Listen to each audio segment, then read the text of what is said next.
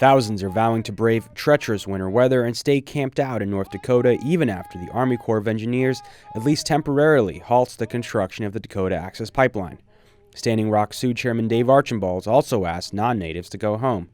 On Friday, the company behind the pipeline, Energy Transfer Partners, will ask a federal judge in Washington, D.C. to allow construction to resume immediately. Well, certainly anything can happen in federal court, and the judge has wide discretion. But from what I understand, the company has indicated that and has filed papers to the effect that they believe they already have the necessary approvals. They're doing this to get court approval for the fact that they could resume drilling and complete the pipeline. I think it's somewhat at odds with what they said at the hearing in August, where they seemed to acknowledge that they needed the additional Army Corps easement to actually drill under the lake. But they view the Corps' Sunday decision as for what it is, I think, which is it's has the potential to be a significant delay for the project, because what the Corps has done is said there needs to be an environmental impact statement, which can be a months, perhaps even years-long process in which numerous alternatives have to be studied. And in particular, they want a broader explanation for why the original route, which would have taken it well north of the reservation and even north of Bismarck, why that was discarded early on. President-elect Trump's transition team has said it supports the project and would review it after he takes office. Donald Trump is heavily financially connected to the pipeline project. Standing Rock Sioux Chairman Dave Archambault II said non-Sioux protesters could go home because no action was likely until late January after Trump takes office. Mission has been accomplished. We built awareness. A decision has been rendered.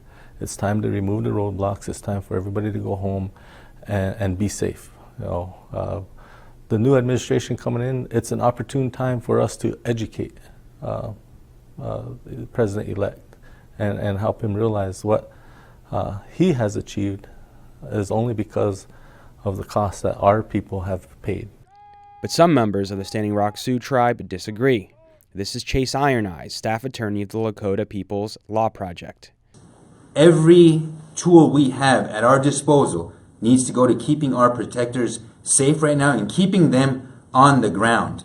Because DAPL has already indicated that it's willing to violate the law. Trump takes office in 40 days, and we have a live court case where DAPL is seeking a court order to allow them to drill anyway, despite Obama's ruling. Energy Transfer Partners has said it has no plans to reroute the line and expected to complete the project. According to court filings, they have already lost hundreds of millions of dollars due to delays, and investors can walk away from the deal if the Army Corps doesn't approve the deal by January. The pipeline is complete except for a 1-mile segment that was to run under Lake Ahi, which has required permission from federal authorities.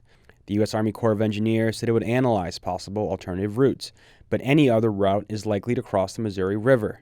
We reached Native American attorney James Mogesto to contextualize the decision.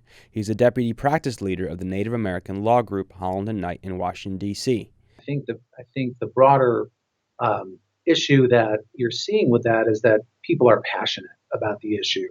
And whether Indian or non-Indian, people have gone to a place that's going to see the harshest winter conditions of really any place in the lower 48, and they're there willing to stick through the winter because they believe strongly in what is at stake here. But I think it would be unlikely that even if the new administration, when it comes in after Inauguration Day, if the Army Corps has set up a process where they want there to be additional study, that is only going to be able to be defensible in court, whichever side wins, if an adequate record is developed through not only consultation, fact-finding, and really some significant environmental research.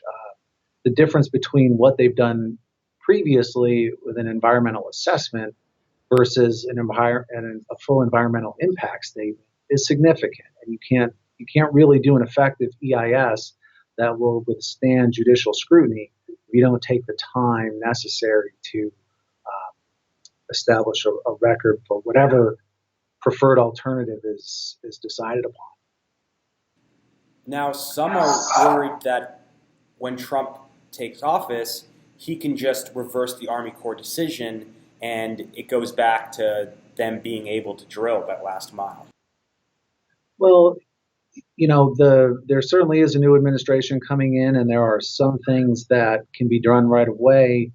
Uh, but there are other things that are sometimes difficult for administrations, whichever issue it is, to immediately undo. You see it with Obamacare. That's not going to be repealed on day one. There are a lot of moving parts, and I think the same is true here with because it's the agency, it's the Army Corps of Engineers that's already a party to the litigation brought by Standing Rock. The decision that it's made thus far, which isn't a permanent denial of the easement, they've simply said we need more time, we need more study, we need more information to determine whether we're going to grant that easement. If there was something done to reverse that interlocutory decision, then I think it becomes vulnerable to judicial review. I don't think this is necessarily the kind of purely political decision that some have characterized it as. This is to build a pipeline of this length and crossing the consideration and intersection of a number of statutes. And do you see the struggle at Standing Rock and the massive amount of national, international support for them as a historic moment? And do you think it could be a turning point for the relationship between the indigenous people of the United States and their land and their rights in this country? Well, I think in a lot of ways it already has been a significant turning point.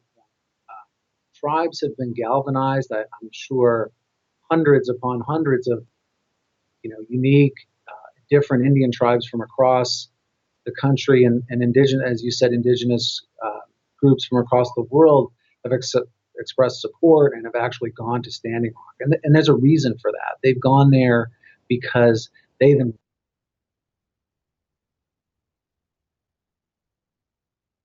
of pollution, contamination, the taking of land, and it all really becomes a part of the question of environmental justice.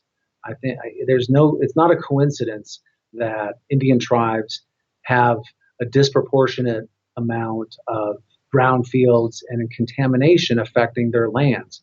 And really, it's an issue that affects all community, a lot of communities and people of color. That you'd have a hard time finding tribal lands that haven't been negatively impacted by environmental issues. And so I think for whatever reason, this has galvanized Indian country, and a line in the sand, so to speak, has been drawn, and people want their voice to be heard, that enough is enough. And I think the government has heard that. I don't view this as a partisan issue. The government and its responsibility to Indian tribes endures, whether it's a Republican or Democrat in the White House. And what has come out of this situation is a reexamination of whether the consultation and the environmental statutes that are designed to protect the environment and to protect cultural and historic resources need to be strengthened so that Indian tribes have a strong voice. Because it's important to remember, Indian tribes are not the general public. They are sovereign entities that have to protect the homelands for their people. They've been doing so since European contact and will continue to do so going forward. And they can only really do that if consultation with them means something more than simply checking the box. For The Real News, this is Jess Lenore.